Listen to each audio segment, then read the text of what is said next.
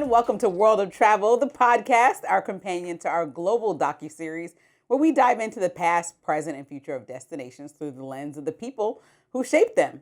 Now, on this podcast, we go deeper into the people and their journeys and experiences connected to the places we highlight. But before we announce today's guest, I want to note that Kolyn is again joining us from home, still very part of the conversation, just holding it down with Kynsley in Denver.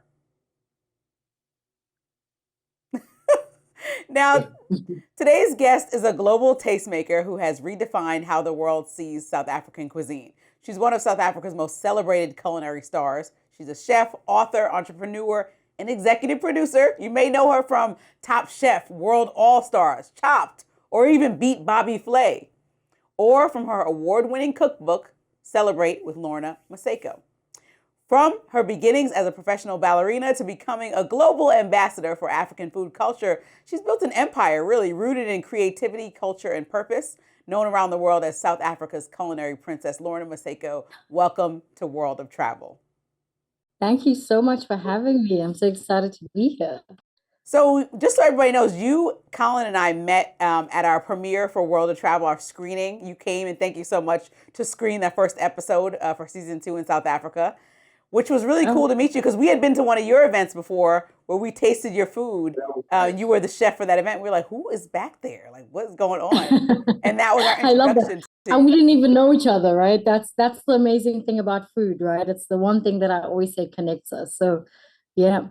So I really just want to start here because a lot of people hearing me read all your accolades, a lot of them are around the culinary arena, but you are like an accomplished ballerina. You were a whole TV show host, and then you get into food and you excel at that with no traditional like formal training. I mean, a little bit. How do you really break that down? Like, tell me about that transition from all these careers you have, because a lot of people like to put people in a box and say, what are you? And you're like, I'm a lot of things. I know. I've had many lives, clearly, but I always say that I spend a good portion of my life super hungry, and I thought, well, I need to make up for all the starvation I did as a ballet dancer and start eating for the rest of my life. So that was a simple and easy transition. But jokes aside, I think I've never really wanted to be boxed into being one person, so either a ballet dancer or just a creative or just an entrepreneur. I think we live in a society where you could be whatever you want, right? They say the world is your oyster, which sounds so cliche, but you could really just build the career, the future, the life that you want. And I think I've been blessed enough to have people that have supported I'm a ballet dancer. Oh, I don't want to do it anymore. I'm a TV host. I kind of like that. Oh, I'm gonna get into food. Cool. And people that have always been like, girl, you are so ambitious. I used to have a best friend who used to always say, your ambition knows no boundaries. And I think that's really true to who I am. And I'm definitely a go-getter. I know that I've been called to this earth to do something really spectacular. And it's about just those little building blocks. And I think everything culminates into something, right? I don't think being a dancer I was a dancer and that was it. There were so many things that have assisted me even to this day that I learned when I was 9 years old and I stepped into my first ballet studio. And even then, like the traditionalists will be like, she started when she was 9. The real ballet dancers start when they're 4. And I was able to kind of carve out that career. But that career taught me so many incredible things that I use in my life: the discipline, the perseverance, the pursuit of perfection, even though it doesn't exist. And I think those little things have kind of helped with everything else that I've done. Cool. I wanted to ask you, I was watching Lorna's Pantry. We left that one out. I really love your show. Right, thank you. When I watch you in the show, it seems like the kitchen is a space of love for you. Yeah. What drew you to the kitchen? I think I'm constantly discovering who I am in the kitchen. There are times when I'm in the kitchen and I am just, Lorna cooking for her family with no frills. I mean, because of just who I am, always try to make it fancy. But I guess to a regular schmegular person, they'll be like, I'm not paying for that, but my family loves it. There's sometimes I'm just Lorna in the kitchen, just like reflecting on my thoughts, figuring out what do I need to do better? What do I need to perfect? What do I need to improve? There's sometimes Lorna in the kitchen where I'm really just wanting to get fed. Do you know what I mean? And there's no caviar and oysters and champagne.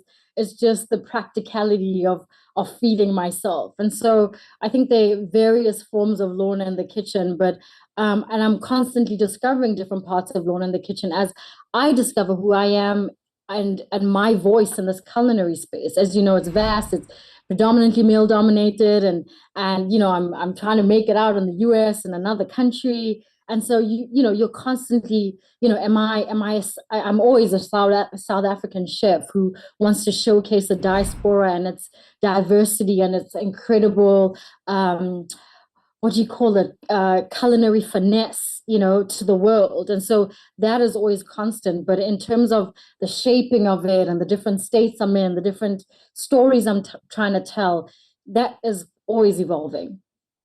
So I know that you, when you decided, like, actually internationally, I know a lot of people look at New York as, even in the U.S., as the place to go, right? Big dreams. We had that whole song by Alicia Keys and Jay-Z, like, where dreams are made of. Everybody gets this idea. But you actually moved to New York and tried it. And I heard in your interview, a past interview, you said, like, a lot of people who lived in Joburg is like, you could live in Joburg, you could live anywhere, and that's I'm like, Johannesburg for nah. everybody. But when you moved to New York, you're like, oh no, if you move to New York, that's something different. So what happened in New York? Honestly, I think New York is, if you're not a New Yorker, right, which I'm not, but I'm definitely one person who has grit and, like, I'll stay in and suffer for the cause to make this thing happen. And it just, I think for me personally, just wasn't what I thought it was. I think, and the funny thing is, most people that live in Johannesburg now, as you traveled around South Africa, there's Limpopo, there's Mpumalanga, there's Durban, there's Cape Town. So a lot of those people come to Johannesburg to work, just like New York. People come to New York to live their American dream, to get their whatever it is, they come to New York. And being a Joburger, I thought, well, I grew up in the city. I am, I could handle the United States. Actually, I could handle New York. Well, New York really humbled me. And when I came to the realization that I'm not a New Yorker, it was such a peaceful, it was a hurtful thing, but it was a peaceful thing, because I think being somebody who's always outgoing and doesn't want to fail and wants to succeed, you kind of like sometimes stay longer in situations more than you should. And I should have just, I should have been like, 4 months in, when that honeymoon was done in about a month, I should have been like, there are many other states in the United States that you could find and build a home and figure it out there. And maybe New York is not your thing. And it took me a while to discover that, but I did. And I guess you'll ask, what was it? And I think I just felt so overwhelmed with everything, like New York being so big and like not knowing, like, where do I start? Like, where do I start building these building blocks? Where, and I say this to say, I was on a billboard in Times Square. I was already shooting like Food Network stuff. So, somebody would be like, but you did great things, you still did. But for me personally, it just wasn't enough. And I just felt like I just couldn't get a grip of, I wouldn't even say it's the culture. I just think just the city, just in general, because I love the culture in New York. And when I go there now, I'm like, man, this city's amazing. But not to stay. There you go. There you go. It's good to do. So, and then I heard you came up with your show idea based off being in New York. Yeah. Yeah. So exactly. So I think one of the things New York taught me was to live savvy, right? And I think I was coming from, and you guys know, you've been to South Africa, spent many months there. The quality of life is rich. It really is just, holistically, you could do so much with so little. And I don't want to, also speak lightly of like the obviously the socioeconomic situations in there, but you can live pretty okay, and so I think it was just like New York taught me, like, you don't need to buy the most expensive thing, but you could be savvy with how you use your money, how you use ingredients. And so I think those years kind of taught me how to live smart in a way, And so when I created Lorna's Pantry, it was like, how do you use, because particularly in January when everybody spent all their money through Thanksgiving, Christmas, New Year's, balling out of control. And then January comes, it's like, dun, dun, dun. What are we gonna do? Yeah, we're in it right now. Exactly, but you still want to cook great food for your family. You still want to make it a little livelier. You still want to make cabbage taste like the best vegetable they've ever had. And so Lorna's Pantry kind of was birthed from how do you live smartly with very little in your pantry, and how do you build the ultimate pantry to feed your family on a budget. Yeah, and I wanted to tell you when I heard your story and how you came up with that, and hearing you saying it right now, it reminds me of the Southern United States. It reminds me Yeah. of where I'm from. We literally took, and this is like literally back from slavery. We took things that were left off the pig, that Yep. were left off the cow, and made some of the best dishes in the world, like oxtail, chicken, Exactly. red beans and rice, crawfish, all these Yeah. different things that we've come up with to make in staples in the community now. Mhm. Everybody wants it. It's based off of having what was left over. So Exactly. Lawrence Yeah, Pantry. yeah, yeah. Of course. I was listening to this creator actually, I think yesterday she was chatting about she was Asian, and she was chatting about the roots of an army-based stew and how they created it. And I was like, I think with any culture, like, through the different things that have happened, people had to be savvy about food.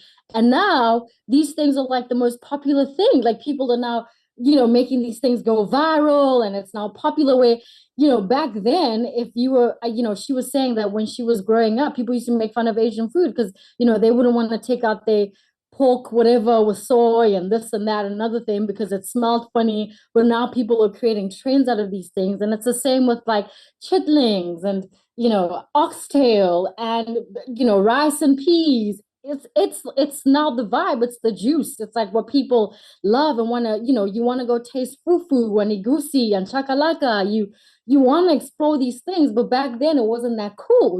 We just wanted to maybe eat a little Italian, a little burger. But as times have changed, these things that were at the time maybe embarrassing to you as a kid, or that's all you could afford, are the very things that people are like jumping onto, are becoming trends, and are popular and are vibey are the juice that people want to kind of like enjoy, which is, I think, beautiful to see. Right. How do you please somebody with a palate like yours? So, like when you're in New York, people say it's the food capital of the world. Yeah. And I know, like Kolyn and I recently went to this place called the Beekman Hotel, to their Right. bar room in New York, which we were invited to. We had a delicious meal. The food was good, the drinks were good, but the ambiance was good. And when you have all three, that's like the pleaser for us. Like if the ambiance, like Kolyn's been to a steakhouse he loves and the service was bad, and he's like, oh, made the steak taste worse, but it was a good steak. Like, what are the things that are like I probably won't required? go back. Well, he's not going back, right? So for us with the bar room at the Beekman Hotel was a great experience, 10 out of 10. Like, but Right. do you have a favorite spot in like your cities? And I know we'll get to Atlanta, but in New York, it's like called the food capital. Is it to you? I mean, is it hard for somebody like you who has tasted so many global foods to please? No, to be honest with you, like it's weird because when I go to a restaurant, it's purely because I've either heard reviews, or I admire what the chef is doing, and so I want to go learn. And so going to restaurants for me is almost like research. It's kind of like exploring and developing my palate even further and seeing what people are doing. And so I don't think I'm really difficult to please, but I mean, if you're getting a Michelin star or a Michelin recommended or your 3 star, yeah, I mean, because you're paying a couple of dollars, so I'm not going there judging because I also respect very much so that food is opinionated, right? Like the three of us could go to a restaurant and we could have three completely different experiences. You could both love it, I could hate it, and it could be deemed the best space in New York or wherever it is, right? And so I respect that as well. But I'm always like, you may not necessarily like the food, but did you learn something? Did you try something that was different, that, ignited your palate in a different way? And so those are for me the things that I appreciate. So it's not so much about I might go, well, I don't necessarily like, there's no cuisine I don't like, but maybe that means I don't like this particular dish. But I want to say, but I love how the chef, try to develop flavors and combine the flavors, and it was balanced, but it's still not my kind of thing. Do you know what I mean? Just like I'm not a fan, like you went to South Africa, I'm sure you had, our version of chitlings, mohodu, right? Which is very, very, very popular in South Africa. I'm not necessarily a fan of it, but I've learned how to cook it in a way that I may just take like 2 or 3 bites, and that I respect. So for me, I'm never like, oh, I never hate a place. I'm always like, what was the chef trying to do or say or communicate through this dish? Or how were they, what was the flavor profile they were trying to pull from or create? And so I never go in completely like, I hate this place, or, yeah. I hope that answers your question. No, it does. It does. It does. And, I was thinking when we were talking about not being, open to things at a restaurant, even if you don't like it. The worst thing I think when you bring somebody to a restaurant and they complain about the food the whole time, or they mad about. Excuse me, Kolyn. What about you in Dallas BBQ? Lindsey, that's not food though. That's plastic. That's plastic. And look, I don't want to get. Okay, we're not derailing Dallas BBQ. Go ahead. Let's not do that. I'm not gonna throw any names out there, but what I want to say is, like, I have a story real quick. One of my camera guys, I bring him to France with me. Right. And we're in a restaurant in France, and we go in there, and first thing he wants is like, I bring a steak out, medium. I think everybody, would like a steak of medium. It's pretty good. I don't eat medium rare, but I like medium well, something like that. He wouldn't eat it because it wasn't well done. And then on this night, because we wouldn't. Did he at least try it? No, he wouldn't even try it. Oh gosh. But then he ended up getting mad and leaving. But anyway, I hear you haven't made it to Louisiana yet. I know. That's crazy. I know. That's crazy. The plan for 2026 for sure. Definitely the plan for 2026. Essence Festival. Incredible things about Louisiana. Yeah, so that's my side of the world. And if you're gonna go, New Orleans is cool. Right. But West Louisiana is where you do that. Okay. So just want to give I'm gonna hit you guys up, and I need a list of what to do from top to tail. I want to try it all. So you feel like you found more of a home that makes sense for you in, I guess, and some people argue about Atlanta being the South, but the southern part of the U.S., right? You feel like Atlanta, and I'm not trying to come at Atlanta folks watching this podcast. I'm just saying people argue whether that's... Get mad about that. Now. My bad. But like, so you found a home in Atlanta, and that's more of a place for you. Why? I felt like, there were so many things, I'm Christian, and there were so many things that kind of like aligned me to Atlanta, from meeting at the time the ambassador of South Africa to the US, Ambassador Brigady. Yes. He was like, I know everybody raves about, New York, but, Atlanta's the place to be. And, there's so much history between South Africa and Atlanta. And the funny thing is, I'd never really looked at Atlanta as a place to stay. My dream was kind of like, New York is where I want to be, and kind of like when I came to Atlanta for the first time, I distinctly remember arriving and going, wow, this is it. This is the city that I really love. It feels more like home in terms of like, the layout, in terms of Johannesburg. People are kind. People are like, hey, how you doing? You get into an Uber and the Uber asks you like, are you well? Or, something. No one, if people are kind. I'll leave it at people are kind. Okay. And so that, reminded me so much of South Africa. And I'm sure, that's one thing people always say about South Africa, just the people are so warm and the people are so kind.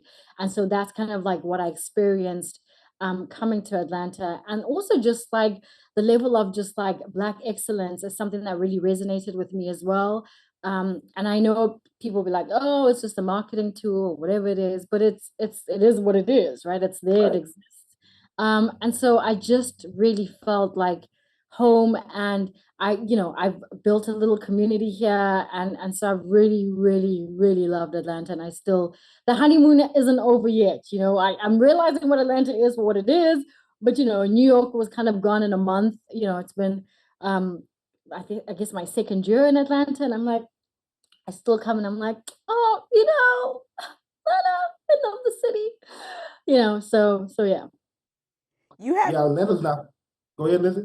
I was going to say, you have something in common with Kolyn, is that you are self taught in many ways, and you had friends that were kind enough to open up the doors to you to let you practice at a high level. Yeah. And that's in the culinary world. Kolyn is self taught in the directing world and in the film world, doing his own version through people that he studies, and even having friends of both of ours that work at high levels in the film or television industry. What has that experience, like, how has that defined you or created you? Because a lot of people go through all these rigorous programs, and I think sometimes the best experience you can have is just like living it and failing. And hopefully you don't fail on such a big level that you can't turn around and do it again. There's a a fine line to walk there. But how Yeah. has that like kind of helped develop who you are by teaching yourself? So I did go to culinary school. I always joke, I'm like, I'm not a beauty school dropout like in the movie Grease, but I'm a chef school dropout. So I went to chef school for 3 months, and I really just didn't like. I just didn't like it. I don't need to explain why I didn't like it. I just didn't like it, and I think most importantly was the fact that, like, coming from a ballet background, ballet is a practicing art form. So if I want to perfect a pirouette, I'm going to have to get into the studio and practice the pirouette. I cannot read about a pirouette.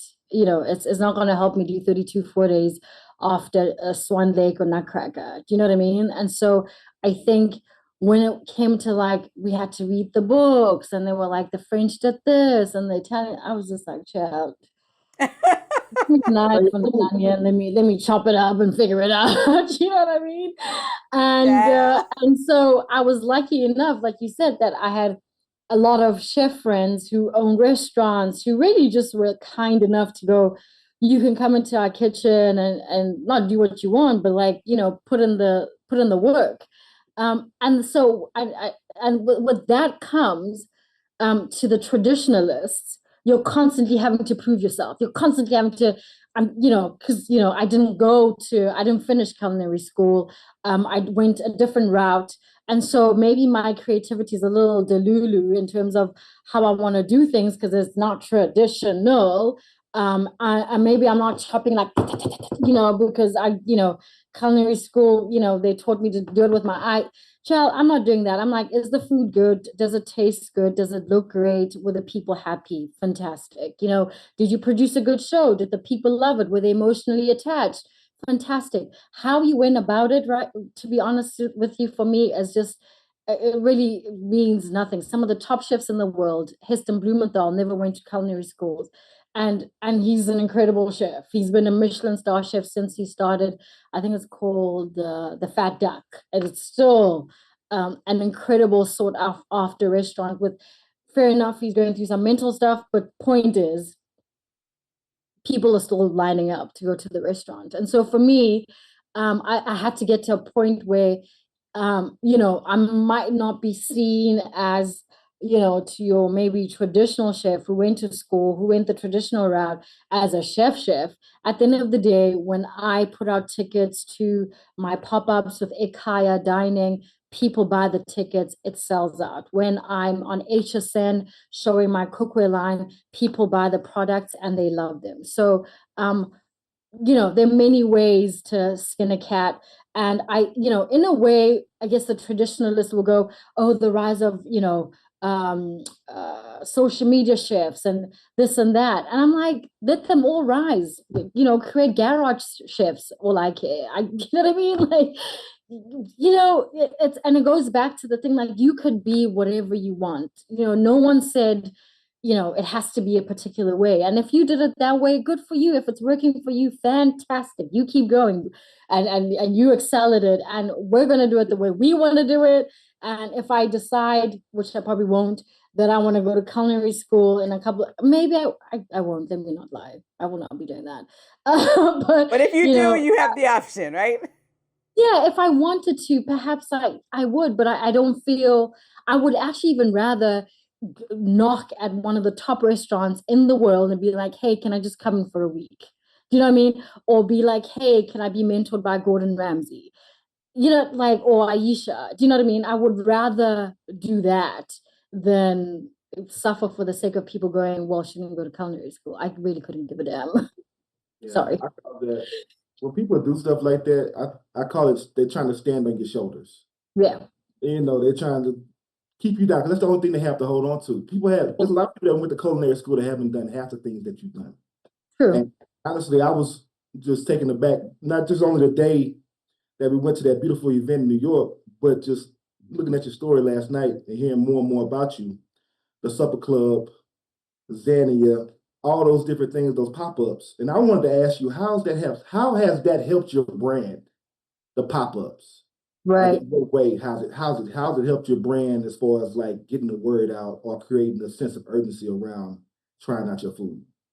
I think what it's done is it's given a platform for firstly for me as a creative to create, you know, and feed people because I love the art of creating, just like I love the art of choreography.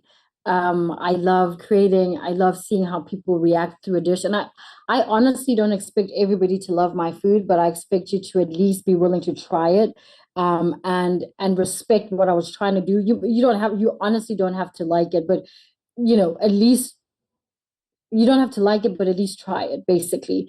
And so I think for me, I'll what keep your mouth shut. or keep your mouth shut. Like it or be quiet. Um, but I think what Ikaya, the supper club that I kind of launched last year in Atlanta and a bit in New York, I guess renamed it, is that it just allows for people to kind of taste my kind of have a story towards my palate. It allows people to know more about South African food because that's who I am. It allows me to tell stories from the diaspora because it's a place I am super passionate about and I love.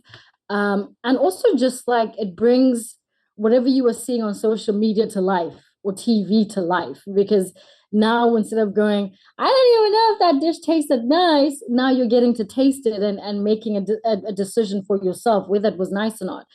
It's so funny because a couple of years ago, I collaborated with a really incredible chef, Chef Riku, who's based in Cape Town. And we did like a 10-course um, culinary experience of South African street food, but redefined. So really like elevating it. And so I'm sure being in South Africa, you saw like a lot of people have chicken feet as like a thing. It's like really good for collagen as well. But had chicken feet. So obviously, because of the collagen in the dish, when you have a traditional, it's really gelatinous in terms of the sauce. And so we were like, oh, let's create a consomme, which is basically just clarifying the liquid. And so it's basically removing the gelatinousness of the. It's still a little gelatinous, but it's more clear. It's like basically a clear broth. And so we had that, and we had the chicken feet, and we kind of like charred the chicken feet. And the amount of people that were like, oh my gosh, that tastes revolting. What were you doing? And I was just like, it tastes exactly the same. It just looks different. And I'm like always fascinated by people that will have an opinion about something they see but have never tried. It's just like, I'm actually at a point now where I'm just like, I'm not going to even entertain your thoughts because it's like going, I love Waffle House or judging Waffle House and you've never had Waffle House. Like, Upper watch Waffle house. House and then have an opinion about Waffle House. You know what I mean? Anyway, but I say this to say it allows the outward perception or intrigue to be kind of hands-on, touch, feel, taste experience, which I love because it makes it more personal. And The fact that you brought up Waffle House, Atlanta really adopted you. Waffle You really Atlanta. I could have said a lot of things, but I was like, okay, Waffle House, Atlanta really. Look, Waffle House. I'm telling you, like Waffle House. Waffle House People don't is good. understand how good that is. And it's not only about just Waffle House, it's about the time you eat, like after you leave a club or middle of the night. Like it's almost like ceremony. It's I like know, a I've never ceremony. even been to a club in Atlanta, embarrassingly, but anyway. You gotta get out. What are you doing? I go eat. She's like, I'm tasting foods. Lounges. She goes to lounges. Wait, so I have a question. You are building a brand, and some of it, I'd ask a lot of people this, is some of it intentional or is some of it just like I'm following my passion? But part of it, I believe, has to be strategic because of how many different things you're doing well. And so I think there's probably a lot of people out there who could benefit from understanding how you go from one to the next and keep things in line, but also keep the business in line of it all. Yeah. That's a really good question because I think in the past, I used to be very much a jump and figure out how to swim on your way down or you're going to die type of person. And so I think the older I've gotten and, being that kind of jump and figure out, you lose a lot of money quickly, you make a lot more mistakes quickly, you learn. I mean, they're very valuable lessons in that. But I think the older I've gotten, the more kind of, mature I've gotten, the more calculated those decisions are. And so I'm, really fortunate to have, good sounding boards in my life that are business partners, friends that are, in corporate and in a very different space to me and very successful at what they do, that I'm able to go, hey, this is what I'm thinking. What do you think?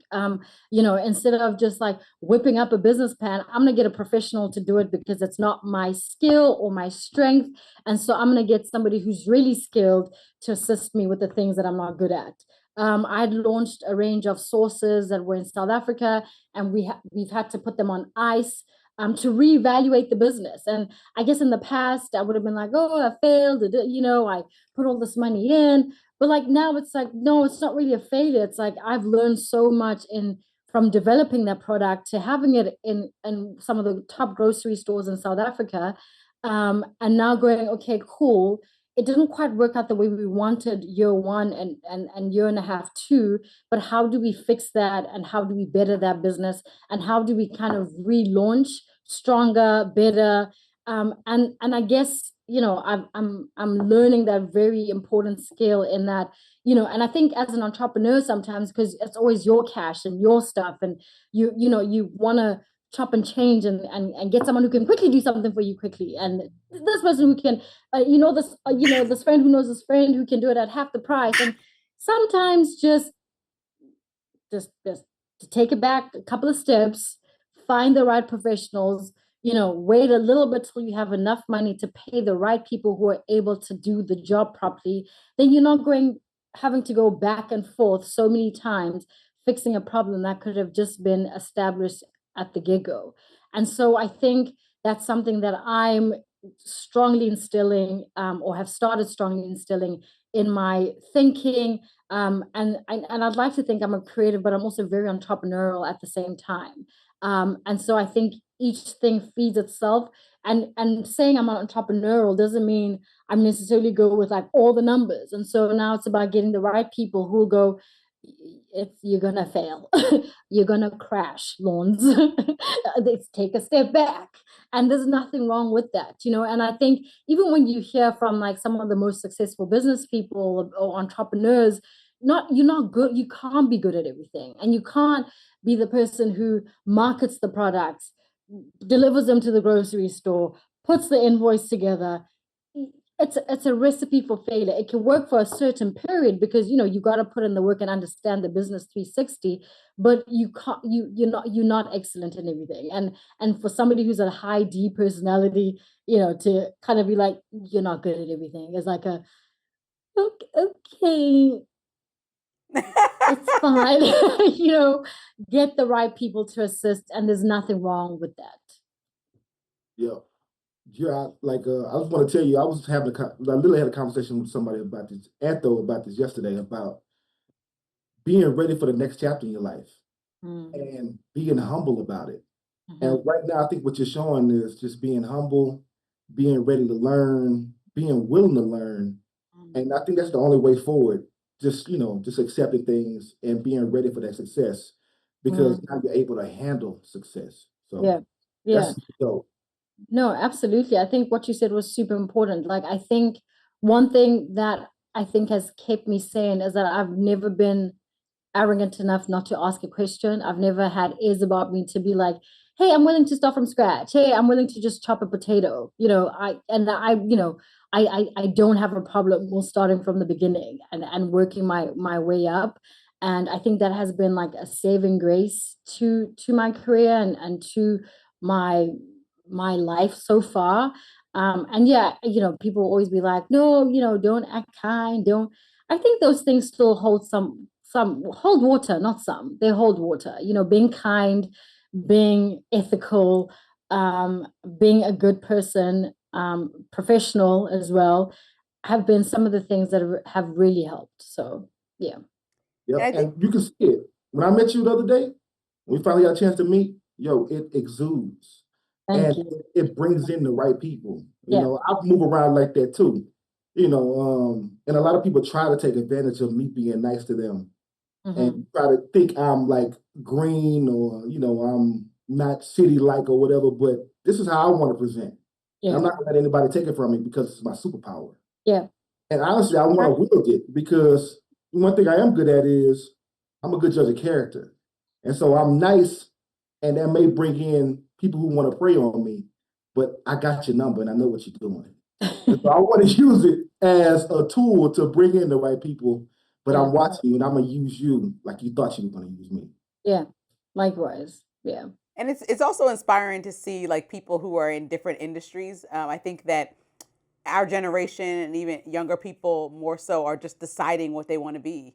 And there's something encouraging about watching you continue to make that decision each day as I get to know you more after meeting you and just watching the many things that you have done and how you've been vocal about some vulnerabilities that you have right now. Because even as you met us in a position where we were sharing our work for the first time with a crowd, and we know that there's vulnerabilities there, what we can work on and do better. And some of it is even getting out of our own way in different ways. Like, okay, it's not done. You need to go back and do this thing or push the release date 1 week. These are all things that in the moment before I knew that no one's putting this pressure on me besides me, were looked at for me in my own head as a failure. And then you realize, well, you know what, everything's going to be okay. Like if you put your sauces to the side for a couple months or even at 2 years, everything's going to be okay because timing is really essential. Like timing is so essential for success as well.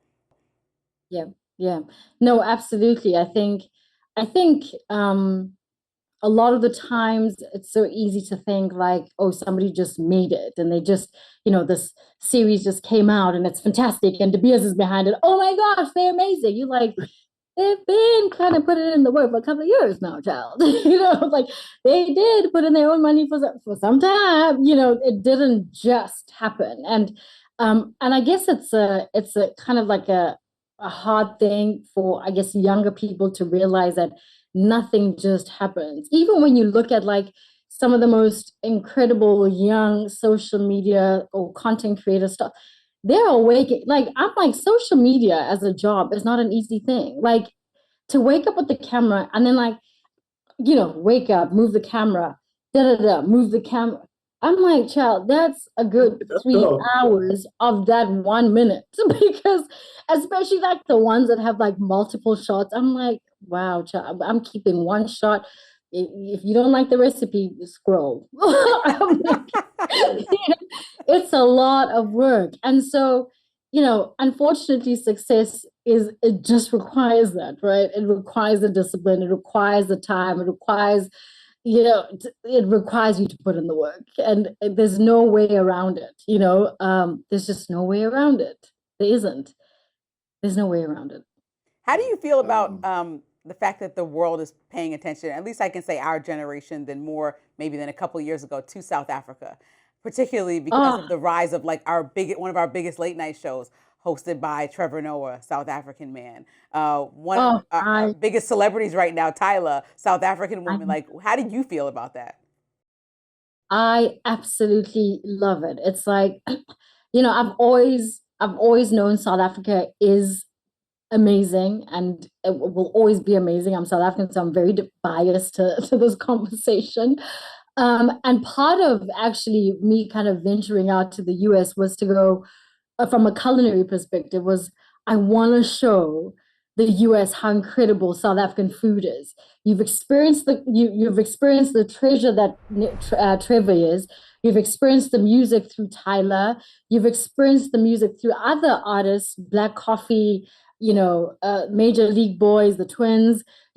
But like now, I want to show you the food. Let's make this thing holistic, right? Because you want to enjoy the food, you want to laugh with us, you want to dance with us, now eat with us. And so that has always been my thing when I decided, in 2023 that I was going to make, my way to the US and kind of build my career. It was just that, to just show how incredible South Africa is through the food. And so obviously, Trevor had already been a big star, Tyler was coming up.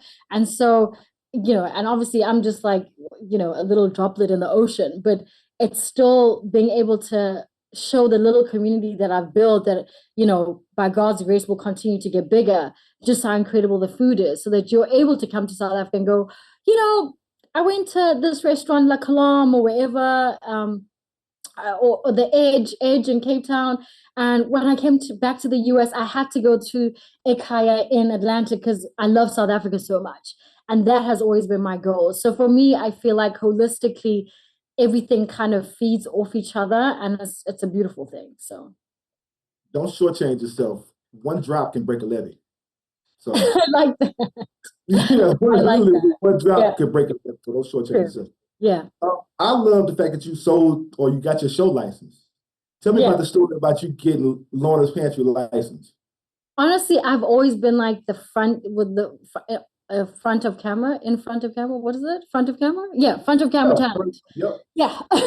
And, I've been working in television since I left ballet. So like I resigned, which sounds crazy because we resigned at 22. But I guess with a ballet career, you can kind of say you're resigning at 22. But I think it was 22 or 23. I can't remember exactly. But went into television. And so I'd always been working in television that long. So doing Top Billing, which was one of the top lifestyle magazines and lifestyle magazine shows in South Africa, which is actually coming back in March, and had veterans that had done that show for years. So did that, got my own show, The Hostess, but I was still just like talent, then got the BBC show, Homegrown Taste South Africa. And I guess there was more a culinary director, which was cool. And so I just felt like, I've been doing this for a long time. I'm sure I'm able to kind of create a show that is entertaining and kind of do it. Little did I know, child, that I was like, damn, it's a lot to be the front of camera, EP. Obviously I have a partner, Vanessa, who helped me through the shows, but it was just like, wow. It was like just a different kind of intensity because, it's one thing coming and going. I'm in Mpumalanga traveling, doing Homegrown Taste. I'm about to meet this guest, and then when the director says, we've cut, wrap, we're done, you just go home, put on your clothes, child, you're done. All you want to see is that show looks. Then you do the voiceovers, right? You do the voiceovers, and then you just see, maybe you'll do a pre-party to watch first episode, and you're like, yeah, that wasn't bad. Now you're the person who's having to do it all, right? And having to oversee the script and I was like, respect to the people that do this entire thing. It was a huge learning curve, really, really huge. But again, learned so much, right? Now I know the things that I need to ensure that season 2 is even better, and obviously all these things are stuff that you guys probably know, putting your own buck to this thing. So do we really need a runner? Can we get the assistant to just kind of do this thing? Do we really need, you're cutting and chopping things to make the thing work as best as possible because you can. And so that was a huge learning, and which I so value and respect to, the sound guy who used to get irritated with because you'd be like, just hurry up, man. Now I'm like, just do what you gotta do it well. I Yeah. respect, all, the people that you may just didn't think their job was really necessary, especially like when you've worked in big productions and you're like, what's that one's job? I just see them running around left to right, but you're not sure. I'm like, I respect your job. You keep running left to right, child. Like you are needed in this production. You are valuable. You are important. And so it made me just really respect everybody that's on that call sheet a lot more because of the amount of work and what it takes to produce. And that was just a 10 episode series, right? And to produce all of that, for me, I'm just like, wow. Wow. I learned a lot. So yeah. So what's next? I mean, you have accomplished a lot, but I know for people that are really ambitious, it's always like next, next, next. But then I recently did a podcast interview with Kolyn, and our guest said, "I'm relaxing." I mean, she worked for the Biden administration at top one of his top directors. She was like, "I'm taking some time off," because I mean, either way, she probably wasn't going to go into the next president's presidency because it's a Yeah. different party. So she's like, I'm traveling. I have Morocco on my bucket list. I love So that. I love that. is there always something next, or are you in the next season right now? Where are you at? Definitely in the next season. I think, being an entrepreneur, being a creative, you always like, what's next? What are we doing next? And so, I'm launching new products with HSN. So we've designed these really beautiful pots and pans that I'm launching during Black History Month, which I'm super excited for everybody to see and get into their homes, which I'm super stoked about. Obviously, my sauce brand, Pinch of Salt, we're working on our relaunch both here in South Africa and in the United States, which super excited about that. And then obviously just establishing a Kaya dining experience here in Atlanta and just getting that going. And yeah, so lots of things on the plate, but like you said, which is a horrible thing. I think I'm never content. I'm always like, okay, cool. What are we doing next? I mean, I might just add in a Morocco in there in between. It's always, what's the next thing? What are we doing? And yeah, I just also just never want to be content with anything personally. I just feel like, I think the minute you get too content, you settle, and then it just, I don't want to be content for now. I might change my mind in 10 years when I'm sitting on a couple of dollars, though. But for now, I'm like, no, I don't want to be content. One thing I probably could count on with you probably go to change your mind. I see that. I see that point. We'll have a conversation. How about that? Maybe we pick this up like in a year or so. Let's do it.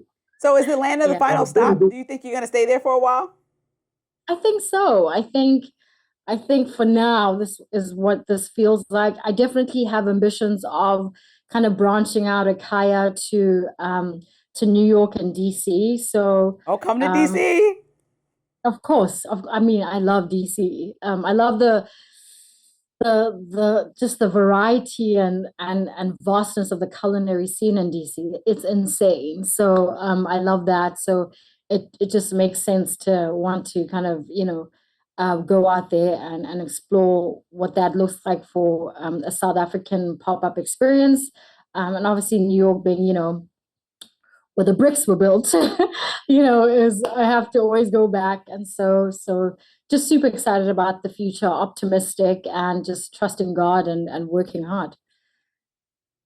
Yeah, you do well. One last thing I have a show idea for you. You Somebody do? gave it to me, and I think you'd be a perfect person for it. So let's pick up that conversation. It's kind of like Lorna's Pantry, but in a different way. I'm not gonna Right. give it on air right now, but I think this is a good opportunity. Well, you I heard don't it even here know what show he's talking first. about, Lorna. So I'm excited to hear too. Well, I'm gonna hit you up with an email after this and be like, hey, da da da dum. Yeah, Yeah, yeah, love it. Well, Love Lorna it. Maseko, chef, author, ballerina, award winning, you know what I mean? TV host, selling stuff online, selling stuff on HSN, having your own line of sauces that I still would love to taste because I know you're being hard on yourself. You have really embodied what it looks like to be today's 2026 entrepreneur. And thank you so much for taking the time out for us to be a guest on World of Travel, the podcast. Thank you so much. Thank you, This has Lorna. been amazing. All right, we'll see you soon. Hopefully in Atlanta Thank you. Of course, please. Or DC, who knows? or DC.